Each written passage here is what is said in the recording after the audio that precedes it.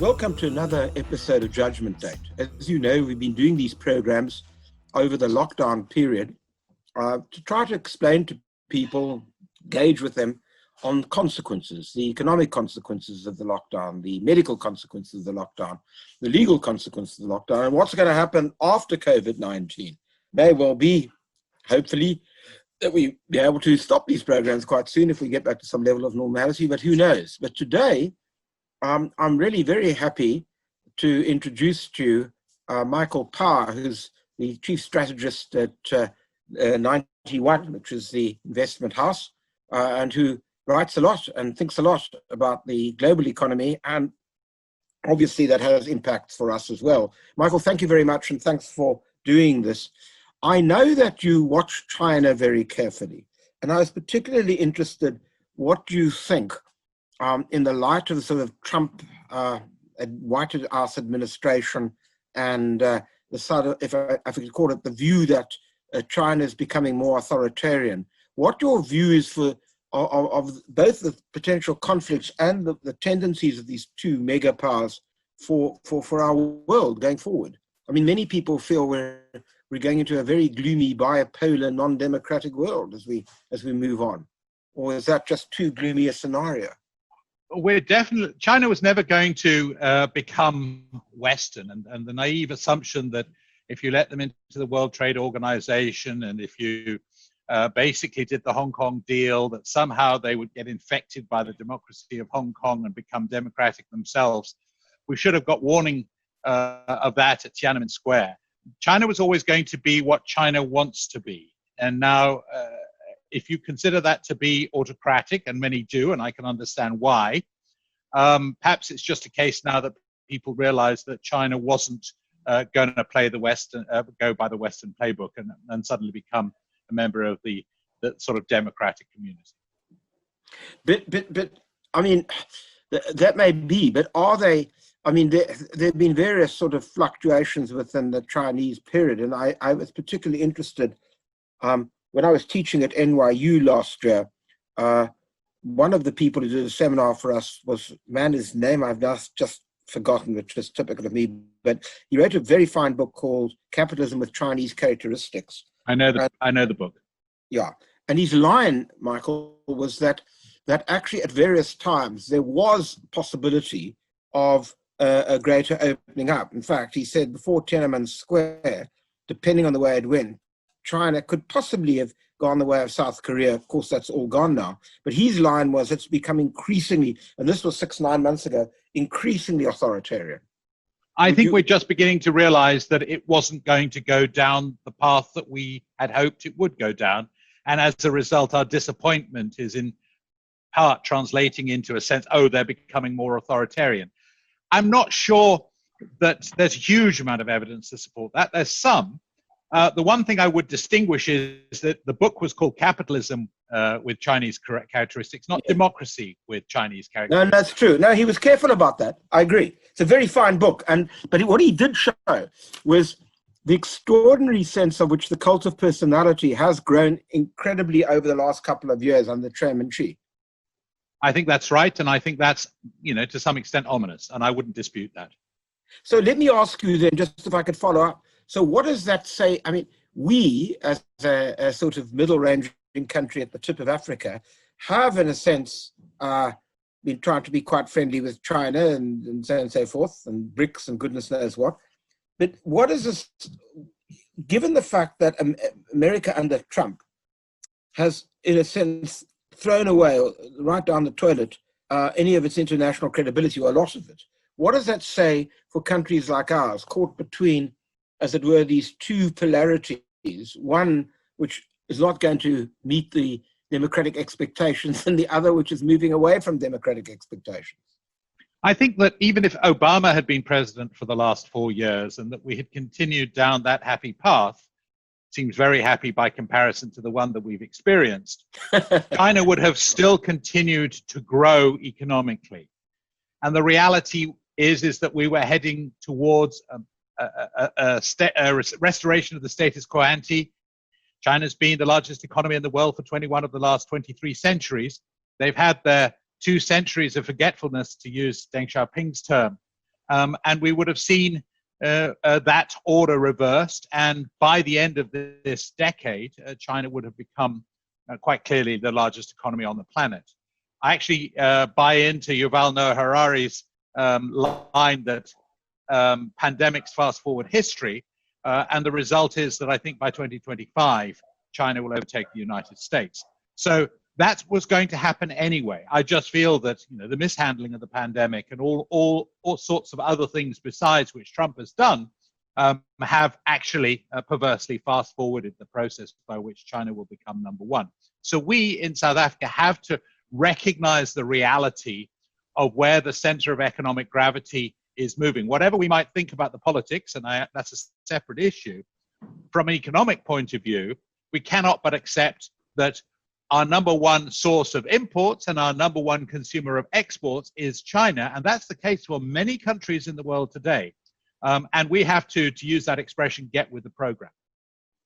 And what does get with the program mean? I mean, does that mean, is that going to have an effect on our politics? In other words, there's no question about it that if you look at the 20th century, which everybody regarded as the American century, then at that particular point in time, particularly, let's say, in the post-Second World War period, the kind of Rooseveltian New Deal percolated for a number of years throughout the world. And in a sense, some form of kind of constitutional democracy became quite popular.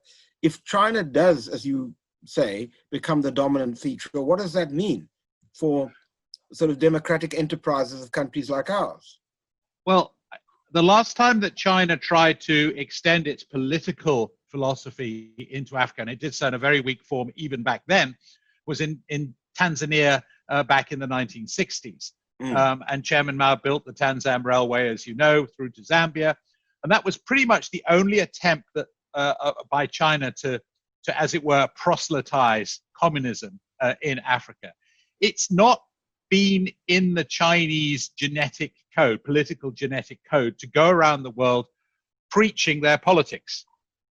Obviously, that's not an absolute statement, but compared to what the West has done, compared to what Russia tried to do, it's a much, much weaker form of spreading the word. My feeling is that China doesn't really want to take on the politics of the rest of the world, but it does want to engage with them economically. The problem is that we're going to say, can you do one without the other? And I think we can. And I think what's beginning to emerge, and it's one of my sub-themes that I've been exploring for a long time, is the economic renaissance of the Indian Ocean basin, which was the largest trading basin on the planet before the Portuguese disturbed it in 1492-93. And that's going to be anchored ultimately by India, which is, for all its crazy, noisy, dusty self, a democracy. Admittedly, under Modi, a somewhat tarnished democracy, but nevertheless, it is a democracy. And I think together with many of the other countries around the Indian Ocean in their own crazy, noisy, dusty ways, from Australia to Kenya to Indonesia to Thailand, they are trying to move towards their own version of democracy. And my sense is that the Indian Ocean basin will not end up being a Chinese political lake. And we can be part of that lake, and we can practice our form of democracy around that lake. However, we have to recognize the economics are very different. But can I just ask you this? Are you not concerned that Modi has shifted India quite dramatically away from its sort of democratic moorings that it had for a very long time? As I said, somewhat tarnished, absolutely. And I do think particularly with regards to the minorities of India, including the Muslim minority, they're obviously in quite a difficult position at the moment. But I'm not sure that he's having a very good epidemic. It's one of those new phrases. It's one of those new phrases you use, which I suspect might actually hurt them at the polls in years to come. So just let me ask you about that. I wanted to come on to the United States, but since you mentioned this, it seems to be a convenient point to ask you. It's interesting to look at the countries that have done relatively well under COVID-19. I mean, it's all relative, I accept that. But it does seem that some of the, a lot of people have suggested that, well, absent China, where we really don't quite know what on earth was going on half the time there because of their figures. But in many of the countries that seem to have done well, they've been, in a sense, more democratically led, whereas the sort of more autocratic leaders like Bolsonaro or Trump. I might also add another dimension. They tend to be democratically led by women. I was going to say that too, which is a really interesting question, is it not? It is a very interesting question, and I mean, it's quite one's venturing onto quite difficult ground when one tries to answer why. But I think that when one compares Bolsonaro in Brazil and Modi in India, Trump in the United States, even dare I say it in his early few days, Boris Johnson in the UK, you do see certain patterns that are reasonably similar. And the problem now is that, so where do we take it from here? Because I do firmly believe that in the Northern Hemisphere, at least, there's a distinct chance of a second wave that's going to come to us before we've got a vaccine. And then what happens is going to be very difficult. Let me ask you about that. You mentioned Harari earlier, who, of course, can never be absent from these kinds of conversations, I suppose. But he, in an interview he gave some while back at the beginning of COVID, basically spoke about a fork in the road, that either we move to a more kind of communitarian democratic mode of governance, or alternatively, we move to a more authoritarian mode. I think he was obviously talking more about the West. He wasn't talking about China per se, but he was talking about generally. And where do you think we do land up as a result of COVID-19? I mean, what kind of world? Well, let's talk about the politics first. You mentioned one of my favorite words of 2020, which is communitarian. I think that if this ramshackle collection of countries that call themselves the West, and a number of other countries, even including our own, that to some extent shelter under that very loose umbrella, actually start thinking about a communitarian approach to politics, which is, if in a word, more about the we than the me, I think that's actually a language with which we could have relatively peaceful political interaction with Chinese communism, which of course is not Marxist. It's much, much more communitarian. Admittedly, it has certain very other distinct features to it. But I'm always minded of the fact that the origin of the word economics, xingxie in Chinese, in Mandarin, is the distribution of the surplus. And it is how the administration divides up the pie that has been baked and is hopefully getting bigger. But then some wise process has to oversee how the surplus that is generated from that is redistributed amongst probably those that aren't benefiting as much as those that are. Now, I have to say that particular way of describing things sounds to me as if, to use a famous phrase that Margaret Thatcher used when she met Gorbachev, he's a man I can do business with. I think that if that's the language that we start to hear out of China, China is a country we can do business with, because I don't think it's so much, it would be so against a more communitarian approach in the West. And I think that's where we're going. And what does that say then for economics, Michael? I mean, that's pretty antithetical to a sort of the kind of Washington consensus approach, which dominated in the 90s, which was much more... Well, I think you should get out there and start burning your Ayn Rand fountainhead, which you keep hidden under your bed. That's, yes, okay, I'm sorry. Oh, God. Immediately. Give me 5 minutes now. Yeah, but I think that's exactly right to ask that question. I think that we are going to have to accept that a winner-take-all sort of economic system, which is often rigged so that the winner can take all. It's not necessarily fought out on a purely meritocratic basis. There's a fascinating couple of studies, interestingly coming through The Economist in the last couple of weeks, of all people, showing how monopolistic power is spreading across America. Now, of course, that's the antithesis of Adam Smith, and I won't go out and burn my Wealth of Nations, because I'm still a great believer in the essential messaging of Adam Smith. The trouble is that most people read The Wealth of Nations and then didn't read The Theory of Moral Sentiments, which is a far more important book and far more relevant to the discussion you and I are now having, which is more about how the community operates with the economic community operates. No, it's absolutely right. I mean, I can't. I mean, we could have a whole seminar, just half an hour, talking about Adam Smith and how he's been misappropriated by people. Your point is well made. I mean, if you read Adam Smith holistically, he wasn't justifying a whole lot of, if you could call it, these greedy kind of orientated policies that his name has been invoked in support of. I agree. I want to come back to economics. I once remember seeing, and I can say it now, a director of South African breweries, which had a 91% market share in the South African market for beer at the time, proudly wearing his Adam Smith tie. And I told him that Adam Smith would be turning in his grave if he knew it. Yeah, indeed he would. Indeed he would. I want to just, before I get back to economics, let me ask you about America. We were talking about it before we started this interview. But what is your reading? You think, I mean, from what I could gather from what you said earlier, Trump is on the skids in a very dramatic way. And so I think he is. I think we are seeing the unraveling of Trump. Over the next couple. But I also think we're seeing the unraveling of America. And the question is, can Biden step in and stop it? Your pick. And there's an amazing article out there in Rolling Stone at the moment called The Unraveling of America, written by a Canadian. I tend to think the Canadians are often the people that see America best. Are you talking about the Wade Davis one? That's right. Yeah. Right. Yeah. And I think that we are seeing the unraveling of Trump.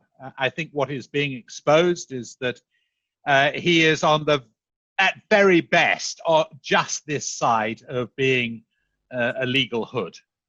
And I think that the people that he's associated with himself with, the games that he's been playing, the refusal to release his tax returns, the fact that he's been bankrupt numerous times, the reputation he had in New York in terms of his real estate practices, et cetera, et cetera, et cetera.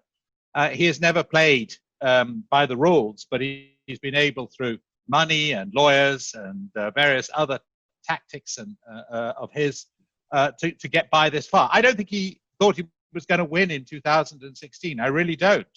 And then he finds himself bounced into the White House, and he has to deal with it. And he had no other set of guidelines to go by other than those that he had employed all his life, and those have been the guidelines that we've seen play out over the last 4 years.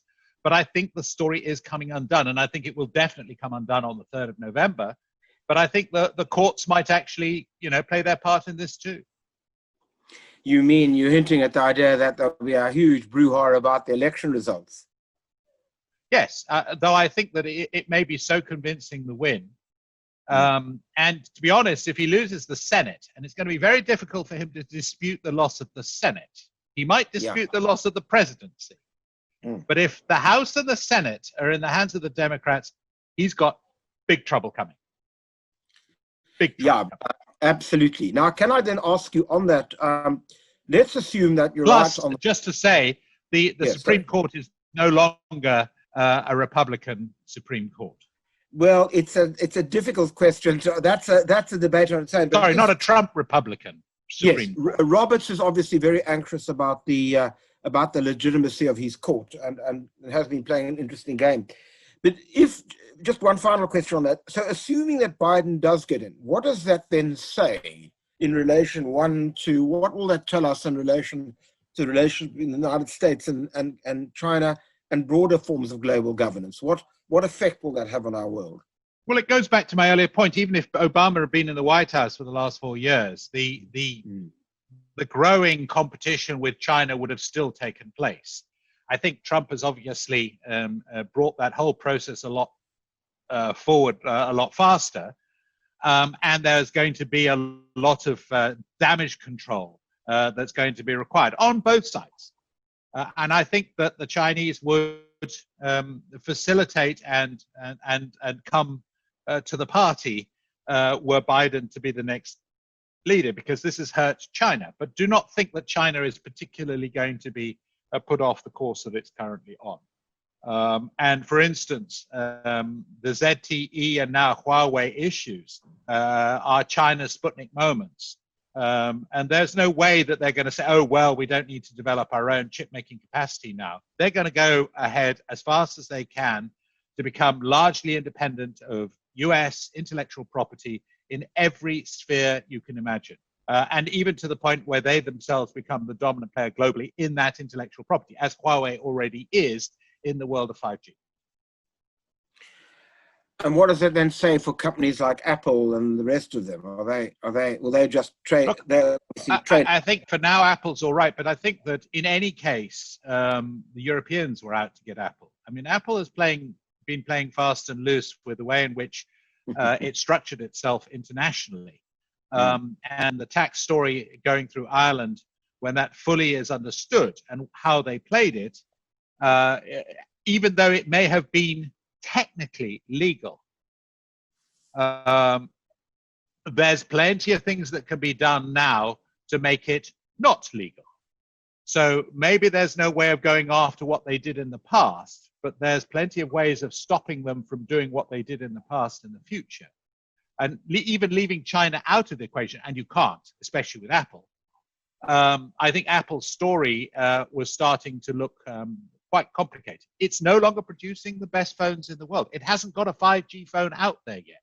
It will do next month, but that's 21 months after Huawei. Technologically, it's falling behind. If you live in Apple world, you have to buy the next iPhone. But if you've managed to break that addiction, I know very few people who've broken the Apple addiction that have gone back to it. Because once they're free and outside, it's a much, much more flexible world. And yet it's the first $2 trillion company in the world.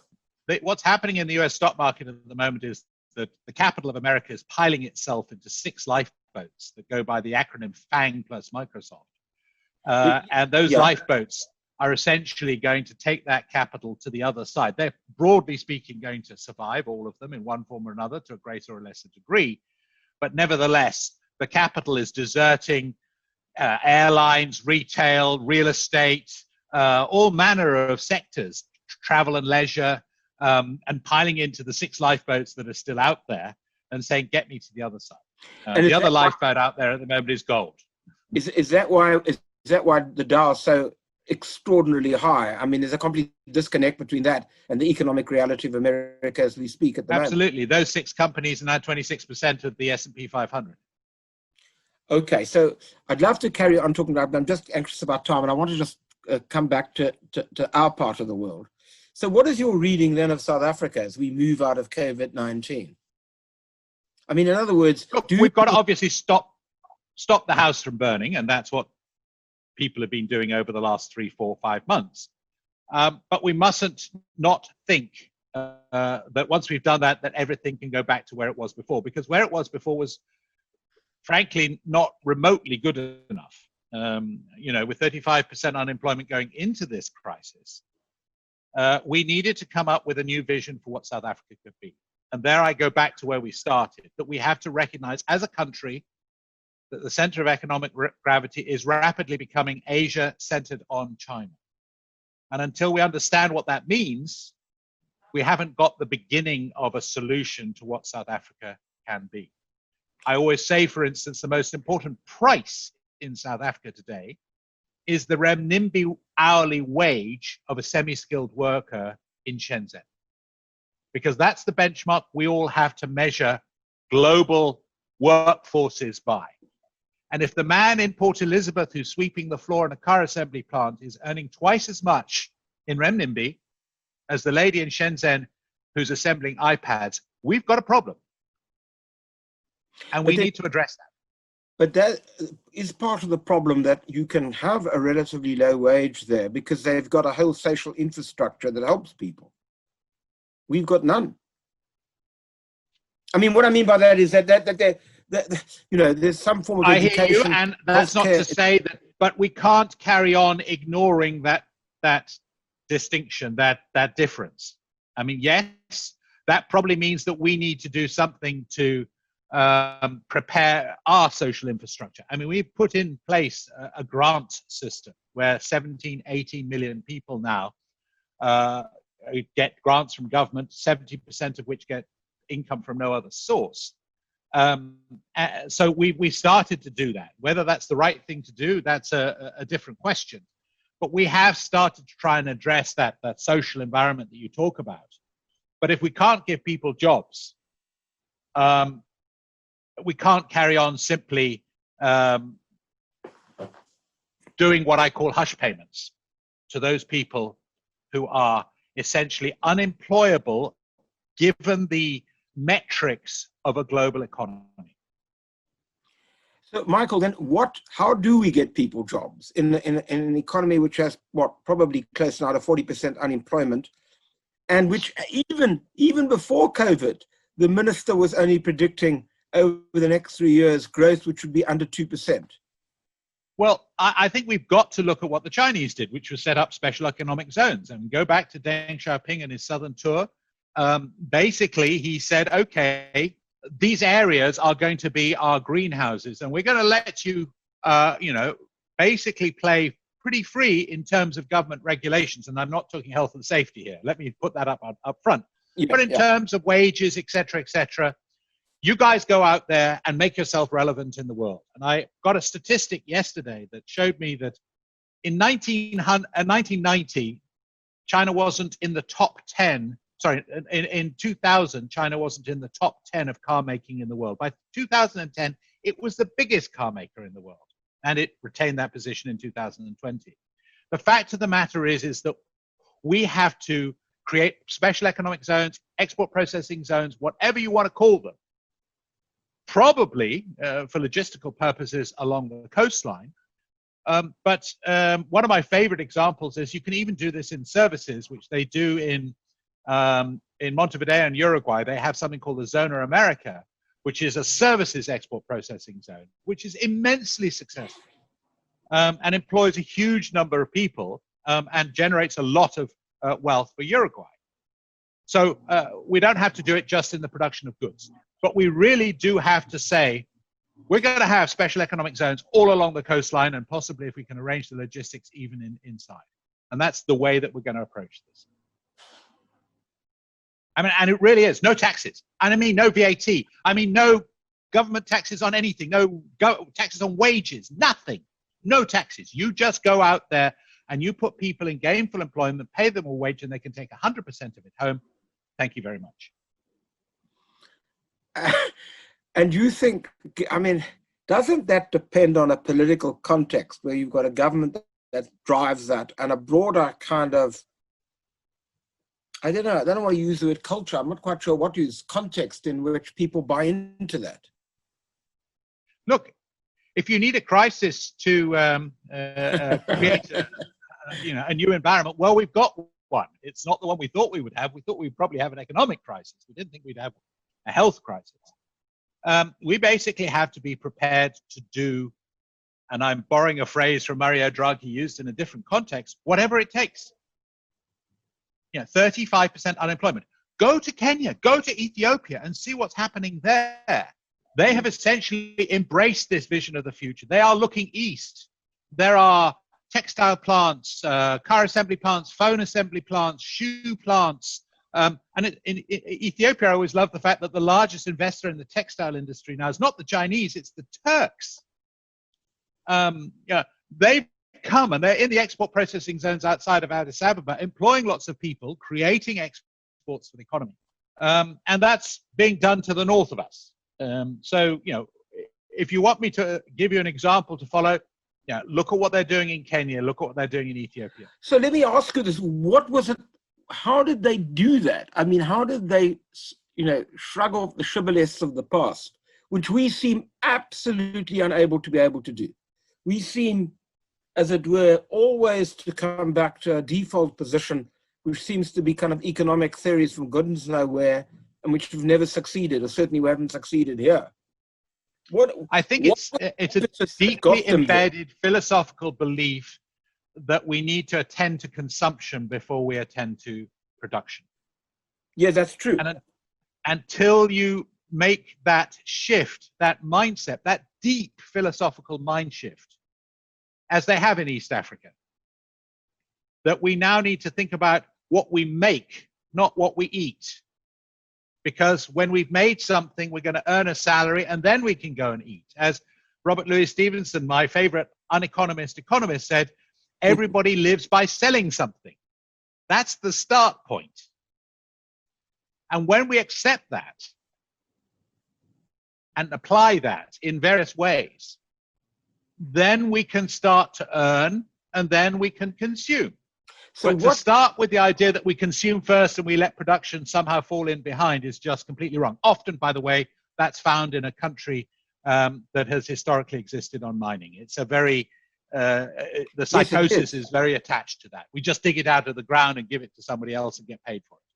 Yes, that has been the psyche. Because the question that I suppose I'm asking is, what triggers that change? What is it that, in a sense, in these countries we can learn from, which is what got them to the aha moment? Was it a crisis? Well, it was an economic crisis in Ethiopia, and you know what's happened since. Obviously, they've got some issues at the moment. I'm not saying that these things are problem-free, but they've managed to generate a GDP growth of 10% per annum for over 10 years, and Kenya's got 7% per annum for over 10 years. I think they both got to the bottom, and they realized that the way out was basically to do what they did in Germany after World War II, Japan, and then the Tigers, and then China, and now Bangladesh, where 70% of the exports are textiles, and increasingly Vietnam, which is going into shoes and electronics. There is a way out. There is a format. And interestingly, given the geopolitical environment at the moment where supply chains need to be diversified, it's a fantastic opportunity for us to put up our hand and say we can be part of that diversification. Yes, there's no doubt about it that the supply chains, thanks to the digital economy, are moving into a new phase, and we can either exploit that or we can't. You know, I'm tempted to say from your mouth to God's ears, because I mean, what you're saying is absolutely. So let me ask you one final question, because we're running out of time.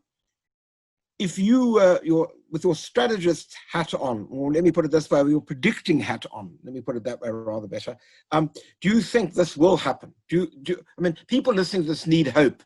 And the question is, are you hopeful that these changes will be triggered in South Africa as we go forward? I honestly think that, notwithstanding the health crisis, which has been unbelievably bad for us, that we need to have an economic crisis too, for people to essentially in the powers that be, to wake up to the fact that the consumption-led model that they've been following since 1994 is not going to get us to the destination we want to get to. So I think we have to have an economic crisis. But we have got one. I hate to. No, not. We've got a rand at 17. You know, when the rand is at 17, that's not an economic crisis. Look at what they've. But if you've got 40% unemployment, Michael, you've got a minus of 7.5% conservatively. For the economy, the inner economy, the economy that the decision makers are part of, their world is not 40% unemployment. Okay, that's true. Right? So that's the point. Look at what happened and I don't want us to follow that path, but just to give you what is an economic crisis. An economic crisis is what's happened in Argentina, not just once, but many times, but over the last 2 years in particular. That's an economic crisis. And maybe that's what's not on that scale, God hope not, but our inner economy, the more secure first world component of the South African economy, the one that, to be fair, I live in, needs to recognize that to carry on living my world to the exclusion of the rest of the people who are here in the same country that I am is not going to work. Well, I would have thought that COVID-19 has shown that luminously, just by the burden. Maybe, but it hasn't. I mean, I hear no new ideas coming out of Treasury. I hear no new ideas coming out of the South African Reserve Bank. And if I may, and I'm not supposed to do this, I hear absolutely no new ideas coming out of the private sector, and particularly the economists, the so-called economists who work for all the big investment banks, who are what Paul Krugman dismissed as up-down economists. One day they tell us that inflation is up, the next day they tell us that consumer confidence is down. They do little more than that. They don't try and engage. There's a couple, Stan du Plessis at Stellenbosch, great guy, trying to think about some of these issues. But by and large, our economists are letting us down. They need to think about these questions. They need to travel to places other than London and New York. They need to go to Montevideo. They need to go to Shenzhen. They need to go to Vientiane or Dhaka in Bangladesh to understand that they have a different model. Or a little closer to home, they could go to Nairobi or Addis Ababa. Well, you've got me on a topic that's one of my favorite hobby horses, which is the inadequacy of South African economists. But that is a topic I can't deal with you now. I'm delighted you mentioned that. If I carry on like this, I'm going to run out completely out of time. So, Michael Power, thank you as always for an invigorating, interesting, and provocative discussion. And I hope that much of what you say actually will percolate through the halls of those who actually have to make policy. Michael, thank you so much. Always a pleasure. Thank you, Dennis.